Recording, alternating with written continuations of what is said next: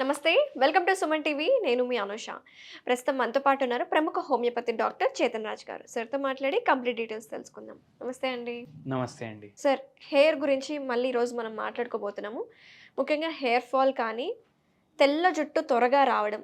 చూస్తున్నాం కదా సార్, చిన్న వయసులోనే ఈ వైట్ హెయిర్ అనేది స్టార్ట్ అవ్వడం. మైట్ బీ అనేక రీజన్స్ అవ్వచ్చు. స్ట్రెస్ అవ్వచ్చు, వాళ్ళకుండే pollution, whatever it is.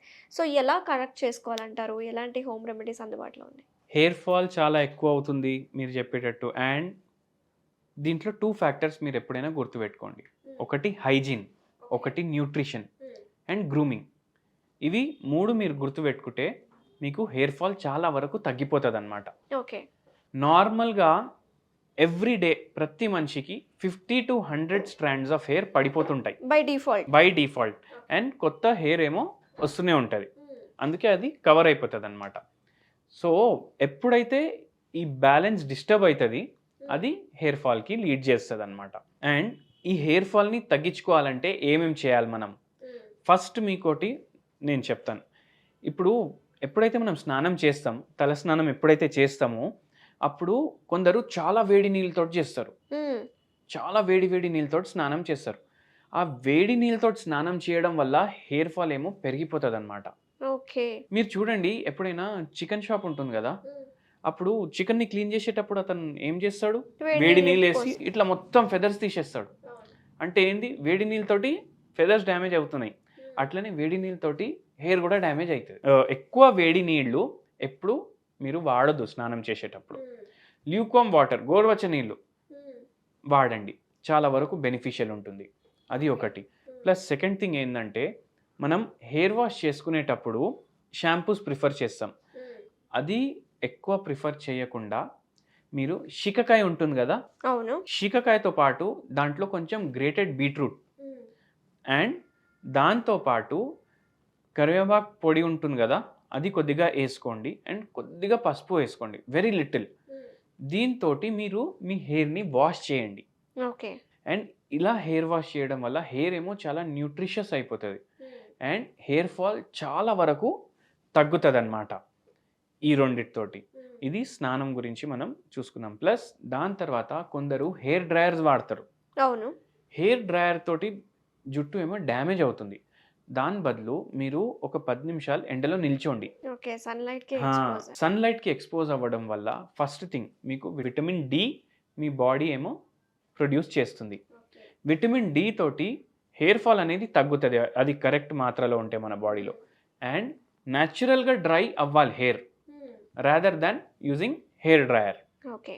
Next thing ఏంటంటే, మీరు ఎప్పుడైతే కలర్స్ వాడతారు, హెయిర్ కలర్ వాడతారు, అప్పుడు మీ జుట్టు డ్యామేజ్ అవుతుంది. బట్ ఇప్పుడు అందరు హెయిర్ కలర్ చాలామంది వాడుతున్నారు కాబట్టి న్యాచురల్ హెయిర్ కలర్ ఎక్కువ మీరు ప్రిఫర్ చేయండి. సో అది మీరు ఇంట్లోనే ప్రిపేర్ చేసుకోవచ్చు అన్నమాట. డార్క్ కాఫీ ఉంటుంది కదా, డార్క్ కాఫీలో బీట్రూట్ మీరు గ్రేట్ చేయండి అండ్ ఇది మీరు అప్లై చేయండి. ఇది మెహందీతో కూడా మీరు కలిపేసుకొని అప్లై చేసుకోవచ్చు.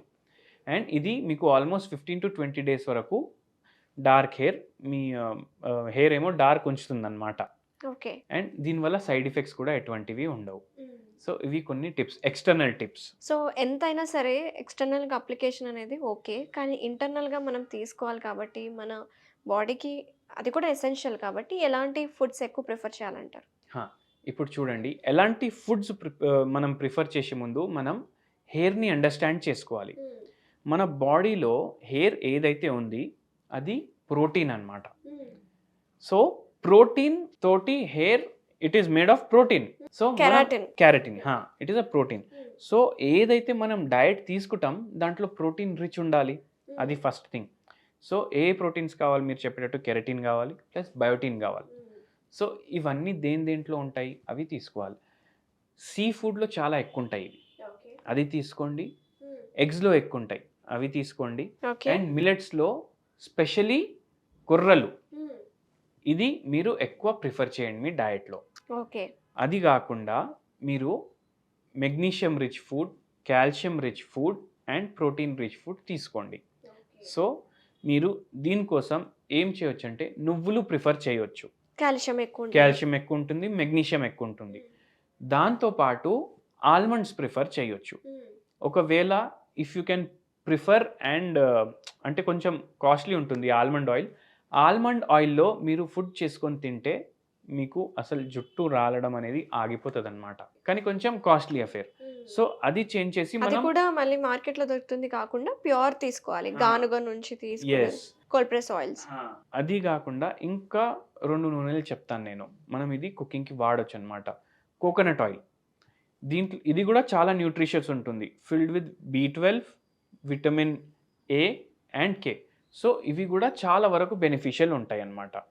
కోకోనట్ ఆయిల్ తోటి మీరు వంటలు చేసుకోండి, హెయిర్ ఫాల్ అనేది సాల్వ్ అయిపోతుంది ప్రాబ్లం. సార్ ఇవన్నీ ఇంట్లో ప్రయత్నిస్తూనే ఉంటారు, అయినా సరే వాళ్ళ డిస్సాటిస్ఫైడ్ ఉండి అసలు ప్రాబ్లమే సాల్వ్ అవ్వలేదు, అప్పుడు ఏం చేయాలంటారు?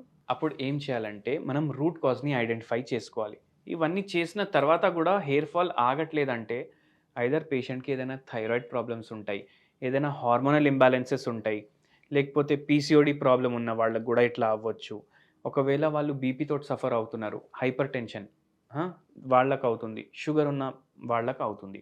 సో అవిటికి ట్రీట్మెంట్స్ తీసుకోవాలి. ప్లస్ దాంతోపాటు మనము ఇవన్నీ రోగాలకైతే ట్రీట్మెంట్ ఇస్తాం, ప్లస్ దాంతోపాటు స్పెషల్లీ ఇవన్నీ ఉండి కూడా హెయిర్ ఫాల్ అవుతుందంటే కూడా చాలా మంచి మంచి రెమెడీస్ ఉన్నాయి హోమియోపతిలో, okay. And holistic system of medicine without any side effects. So మీరు అప్రోచ్ అవ్వచ్చు.